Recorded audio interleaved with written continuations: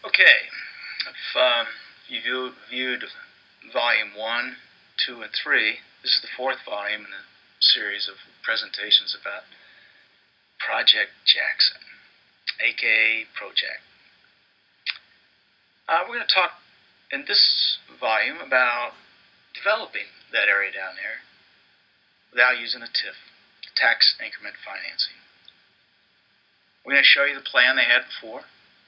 Just tell them, stick to the plan. It isn't that hard. And finally, if you're really, you just got to have a baseball stadium, why don't you ask the voters? Put a bond levy out there. Tell North Augusta how this is going to bring economic nirvana. We're all going to be taller, more handsome, and richer. All we need is a minor league baseball stadium. Why don't you ask the voters? Well, we put this map in here just to kind of bring it full circle. We've had maps in other volumes about where this TIF is, and this was a drawing of the original TIF. Now, if you see, the purple is what's called the original TIF. They had a TIF that the city created back in 1996.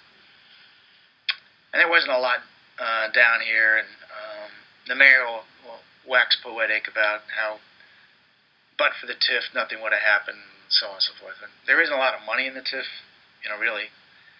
And the structures that are built down there, like all the houses on River Club, everybody used their own money.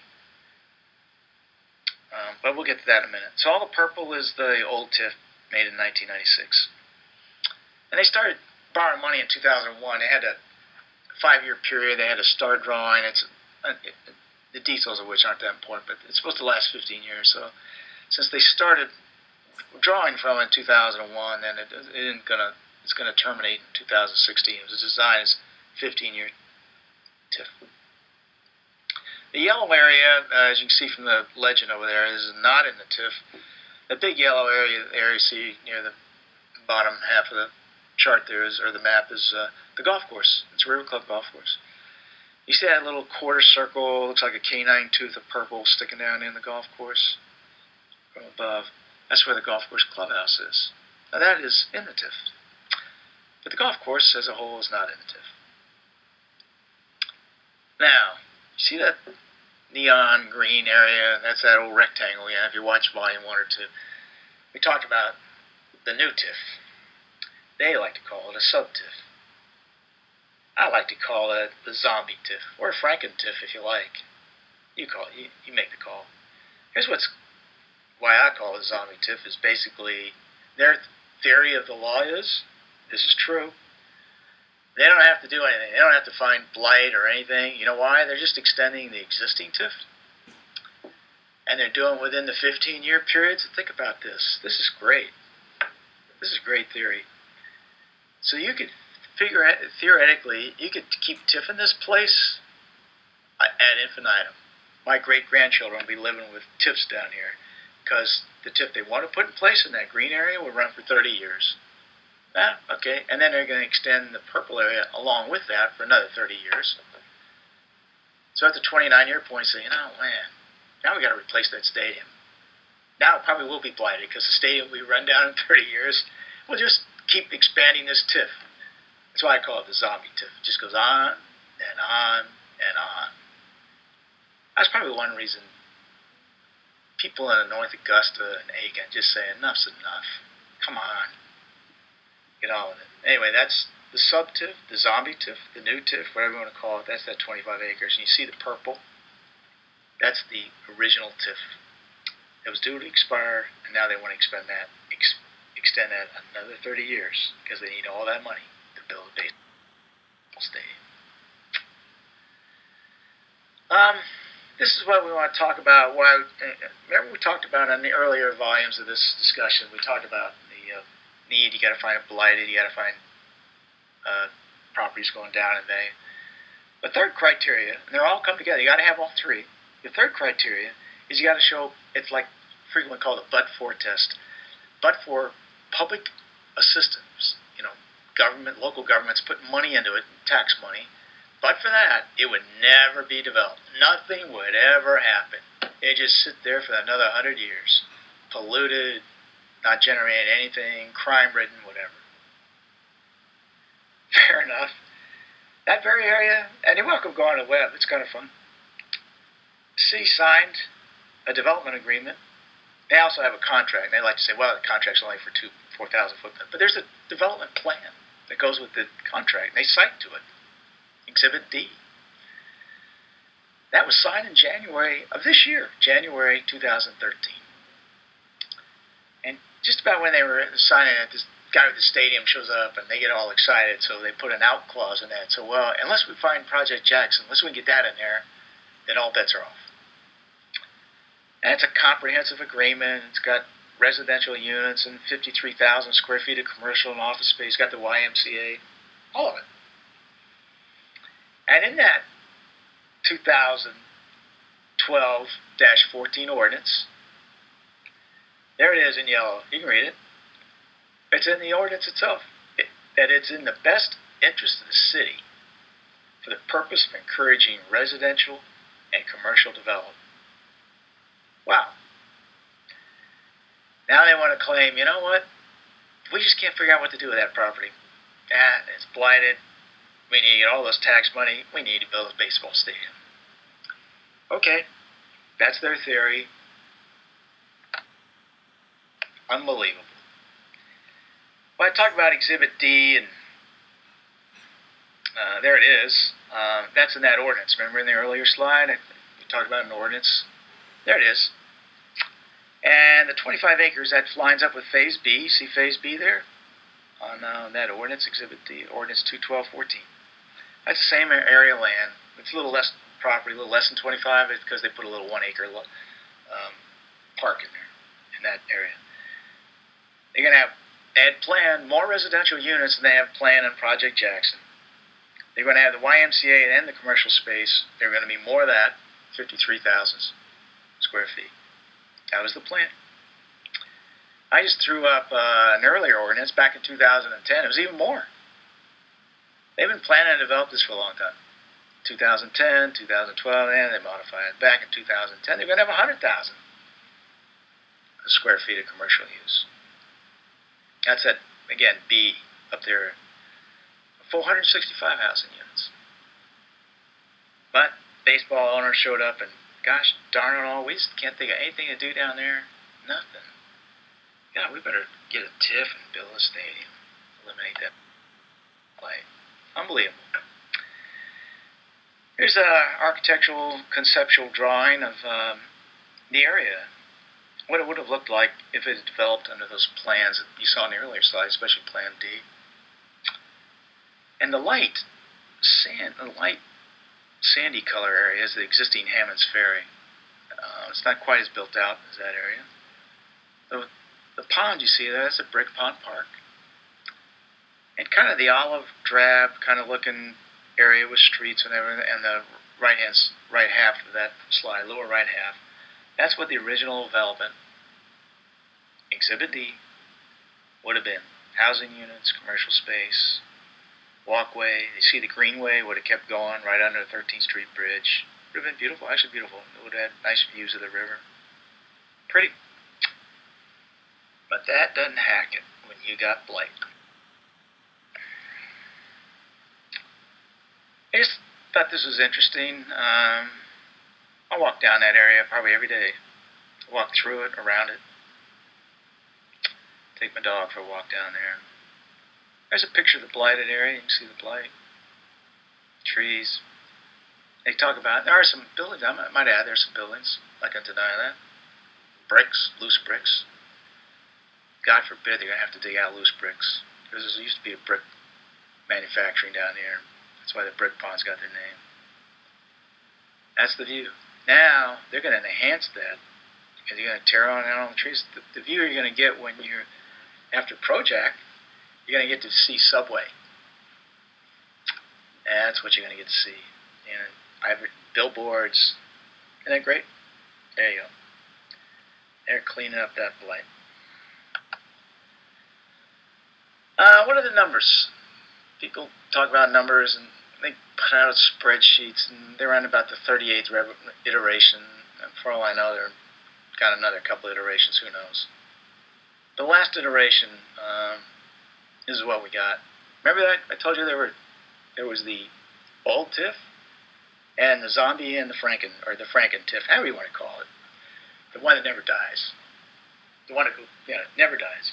Well, the old TIF, the purple area, well, they're going to extend that another 30 years. So what'll come out of that, according to their spreadsheets, over 30 years, the county's going to pay in almost $9 million. The city will pay in about $20 million. Taxes coming out of it's taxes. They're going to set that aside in a special pot of money. We're not going to add another assessor. The county's short of people. Don't read their budget. They're short of people. They're short of assessors. They're short in the sheriff's office. The judicial administration short. Software to run the titles. All that stuff. Now, county says, yeah, take our money. If they didn't have the TIF at all and didn't build anything down there, it's $9 million the county would have had. That's from the old TIF that would have expired.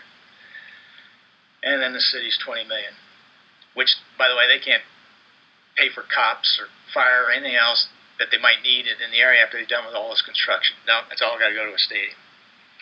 And then from the sub-zombie TIF, Franken TIF, the school's got to fork over $14 million out of that development. The county $16 and the city pays the other $16 million. The total payout for the stadium over 30 years is $75.8 million. There you go.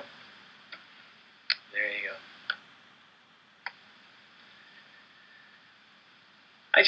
We've mentioned in earlier volumes about how there is absolutely no documentation, none, no research that there's a positive impact coming from these Class A minor league baseball teams or the stadiums. The second bullet there, click on that if you get a chance. We're going to wait till this slideshow's over. Click on it. It's like Cato Institute. There's a liberal think tank. All of them came to the same conclusion. No one should be spending any taxes for stadiums. None. They never work out. They're sold. They're sold. They're sold to cities. They're sold to taxpayers. They come around and they sell them. It's kind of like the Music Man. Remember the Music Man, the movie? He used to go around from town to town and he would build it up. You got to buy, everybody's got to have their own band, and have everybody buy all the instruments. And just as they got them all in there, then he would leave town, and they would be left holding the debt for the musical instruments. That's basically what we got here. People that go around the area, they go around the United States, and they sell these stadiums. This is economic development. Research says no. Go look it up. Here's the one I really like the most. You got the county council member. It's laughable. It's downright laughable. I can't even believe it's done with a straight face. And then it gets legs. Everybody, because they just want to say yes. They want to, yeah, we're going to prove this. They throw out $290 million in addition to the economy and I wrote it on the slide, 2,300 jobs. They said, well, those aren't direct jobs. I mean, the hot dog vendor's going to buy a hot dog, so he'll buy it from Kroger. Kroger maybe will hire another hot dog maker. I don't know. Interesting enough, though, they'll never be able to measure it. No one will ever hold them to account. It's just what we used to call, and they call it in the law, puffery. It's like when an automobile salesman said, oh, yeah, this thing will run for 20 years, 6 months after you drive off the lot, the thing's breaking down, and you go back, and so on. It's not written, it's not a warranty, whatever. Most of our cars last that long. That's what this is. It's a bunch of puffery. And if they're going to say that, they're going to vote yes, and you think it's a great idea, you got to call them up. There's a concept in management about if you can't measure it, you shouldn't even try. You ought to be able to measure something. If you're going to tell the voters, and you're going to tell the citizenry about all this economic development coming from a baseball stadium, then you better commit to it. You better hold the developer to it, and we ought to have clawback. You don't bring those jobs, then they're not going to sign up to 23 or 2,700. I bet they sign up to 5, maybe more. I'll just give you an example. The governor, Nikki Haley, signed an agreement with Boeing. There were some tax incentives for Boeing to go in a big plant down near Charleston. They committed, this is Boeing, real jobs, engineering jobs. building airplanes. I mean, this is what we want. And they committed to 200 jobs. That's it, 200. Now, get a load of this. They're bringing in 2,700 project. I mean, it gives you this idea of the heifer dust that's being thrown around in these discussions. So Boeing says, we're bringing 200. The governor, Nikki Haley, says, you know what? We'll commit to that. We'll commit some tax funds to help this thing go. You know, that really is an economic development plan. And then you know what she did? She put a claw back in there. She said, if there aren't 200 jobs there within 5 years from now, in other words, 5 years after I don't want you to come down there building, we spend all the tax money and you leave town, or you find it's not economically feasible, I want all the money back. It's called clawback. And that's what we ought to get here. They show up, we got to have an objective measure, not just, well, we looked at the local economy and we got so many people. No. You tell us how many jobs you're going to employ at the baseball. Believe it or not, they got a spreadsheet out there that says its baseball stadium will generate 300 jobs. Don't take it from me. Boeing says 200 on an aircraft plant. They're bringing 300. The parking lot, they say he's going to bring 30. That's what you're dealing with here. This is the propaganda that's out there. So you tell them, or anybody who wants to sign up to this, you guarantee the jobs. Itemize them, how many they're going to be, not part-time, full-time jobs, and if they're not there, you need to send the money back.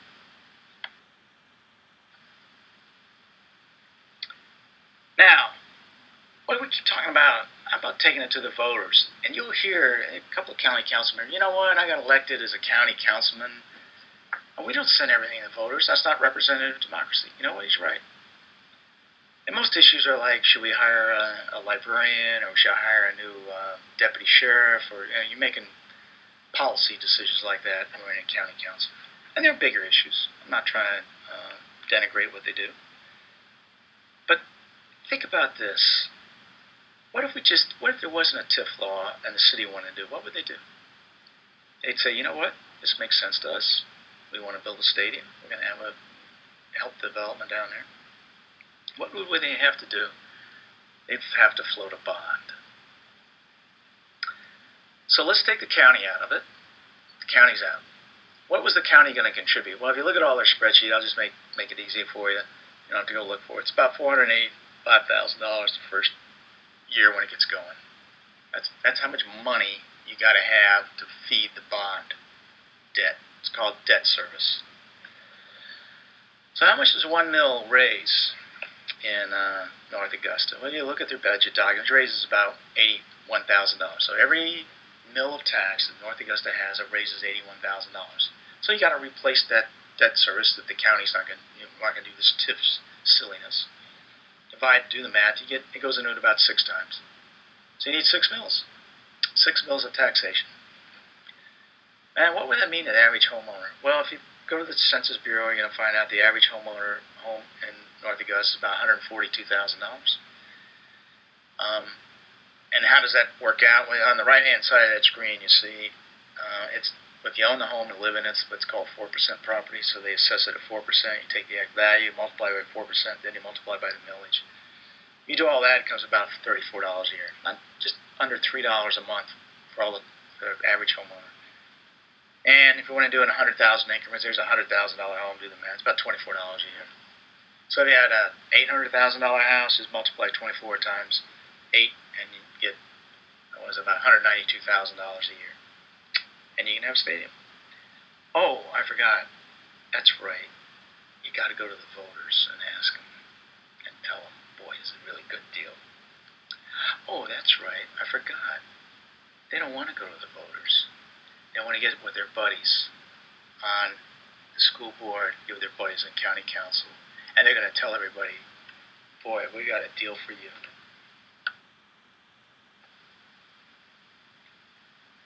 Just to summarize, this is going to do all of the volumes here. I just label it, this is never a good time or a bad idea. This is a horrible idea. First of all, if it was a needed structure when doing all this brain damage to bring it about, fine. We're going to build an orphanage, halfway house, hospital, fine. We're not. We're building a minor league baseball stadium. That's what we're doing all this brain damage for. You should remember Augusta, 10 times the size of North Augusta. It's even bigger than all of Aiken County. It's about 200,000 people. They all said no. They looked and said no. We've gone through the law. It's not even close to the letter of the intent of the law. It's being tortured. And furthermore, say you can buy it. The county's giving up tax money. It's not even if they don't build anything, they're giving up $9 million. If they just let the old TIF expire, they would get $9 million over 30 years. And their budget talks about being short money to fill needed positions. What are they doing approving stuff like this? That makes sense to anybody? And finally, the area would be developed anyway. It doesn't need any tax money other than widen a couple of roads, use the existing TIF money. Well, the TIF's already in place. I'm not gonna, no one's gonna gainsay that. Go use it. Fine. And finally, there's no economic impact from these minor league baseball stadiums. None. Zip. Nada. Nobody. I don't care what a county council member. He doesn't know what he's talking about. He just doesn't. They just throw numbers out. They just throw them out. It's the old propaganda ploy. You tell a big enough lie, somebody will buy it. And finally, if this is really that good a deal, North Augusta is the one's going to benefit from it. Not Sally, not Clearwater, not Graniteville, not Wagner. North Augusta is going to benefit from it. We're going to get all the taxes, and the employment there at the stadium. If we're going to benefit from it, then we ought to be willing to tax ourselves for it. Unless maybe it's not a benefit. Maybe that's the problem. Further along that line, Project Jackson's bad idea. It's in the wrong place. They're cramming so much stuff down there in a beautiful area. The development they had coming would have been fine. For the wrong purpose, contrary to law, there's no gain. Other than that, hey, great idea. Great. And this is a call to action. After you've viewed this slide presentation, and we think we've demonstrated to you why this is a bad idea, because it just doesn't make any sense on any level. You need to call these county council members, and you need to tell them that they should say no to corporate welfare, no to the TIF. Tell them that these minor league baseball stadiums are net negative. We can develop this place smarter. Just use the original plan. And furthermore, anything this controversial ought to go to the voters. There's their numbers. They don't bite. They're politicians. They like to hear from their constituents.